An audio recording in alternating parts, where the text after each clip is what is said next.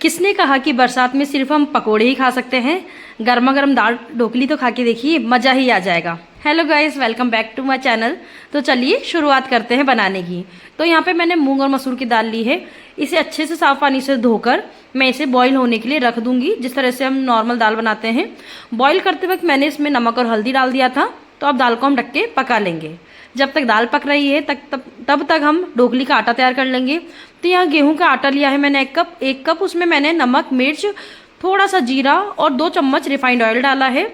और बेसिक आटा जिस तरह से हम लगाते हैं उसी तरह से आटा लगा लेंगे। ध्यान रहे ज़्यादा टाइट आटा नहीं लगाना है, ना ही ज़्यादा सॉफ्ट। तो आटा तैयार होने के बाद इसे हम बेल लेंगे, जिस तरह से हम रोटी को बेलते हैं। तो यह बहुत ज़्यादा पतली नहीं बेलनी है, मीडियम जिस तरह से आप बेलते हैं उसी तरह से बेलिए और फिर इसे इस तरह से कट कर लीजिए। तो मैं तो बिल्कुल सिंपल ही डिज़ाइन रखती हूँ, अलग अलग डिज़ाइन नहीं देती हूँ। लेकिन कुछ लोग इस तरह के डिज़ाइन बनाते हैं या फिर इस तरह के, तो मुझे तो इस तरह के डिज़ाइन पसंद नहीं आते हैं। मैं सिंपल इसे चौकोर ही रखती हूँ या फिर गोल जो डोनट वाला डिज़ाइन होता है, छोटे छोटे, उस तरह का डिज़ाइन रखती हूँ।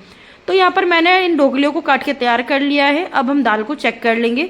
तो यहाँ हमारी दाल भी ऑलमोस्ट 70% तक कुक हो गई है। तो दाल उबल गई है हमारी। अब हम इसका तड़का तैयार कर लेंगे। यहाँ मैंने एक फ्राई पैन में सरसों का ऑयल गर्म होने के बाद मैंने उसमें जीरा डाल दिया है, फिर कटा हुआ लहसुन डाल दिया है। जब लहसुन ब्राउन हो जाएगा तो इसमें हम कटा हुआ प्याज और हरी मिर्च को डाल देंगे।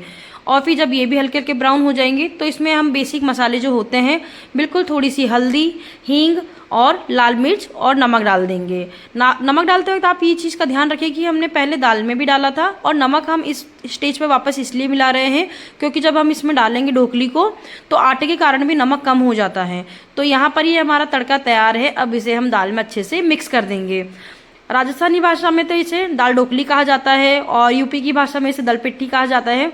और अलग अलग जगह पे इसे अलग अलग नाम से बुलाया जाता है, लेकिन तरीका ऑलमोस्ट सबका एक ही होता है और जो कि खाने में बहुत ज़्यादा टेस्टी लगती है। और गरम गरम अगर ये मिल जाए ना तो मज़ा ही आ जाता है। तो यहाँ पर हमारी दाल में हमने तड़का अच्छे से मिक्स कर लिया है।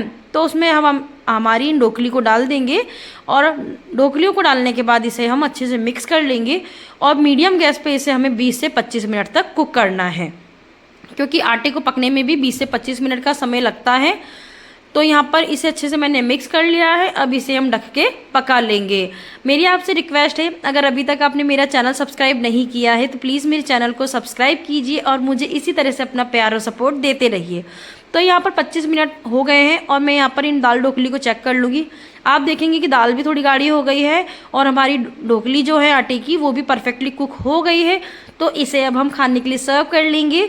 तो यहाँ पर इस प्लेट में मैं दाल ढोकली को निकाल लूँगी। आई होप आपको ये वीडियो अच्छी लगी होगी। इस रेसिपी को फॉलो करके आप भी अपने घर पे दाल ढोकली ज़रूर बनाइए। तो यहाँ पर मैंने प्लेट में दाल ढोकली को निकाल लिया है। ऊपर से डाल दिया है प्याज, बिल्कुल हल्की सी मैं काली मिर्च डालूंगी। आप चाहे तो चाट मसाला और हरी मिर्च, हरा धनिया भी डाल सकते हैं। ऊपर से डाल दिया है मैंने नींबू और फिर ये गर्मा गर्म बस दाल ढोकली खाने के लिए तैयार है। आई होप आपको वीडियो पसंद आई होगी। इसी तरह से मुझे अपना प्यार और सपोर्ट देते रहिए और मेरे चैनल को सब्सक्राइब जरूर कीजिए। Thank you so much for watching. Bye bye. Keep supporting me.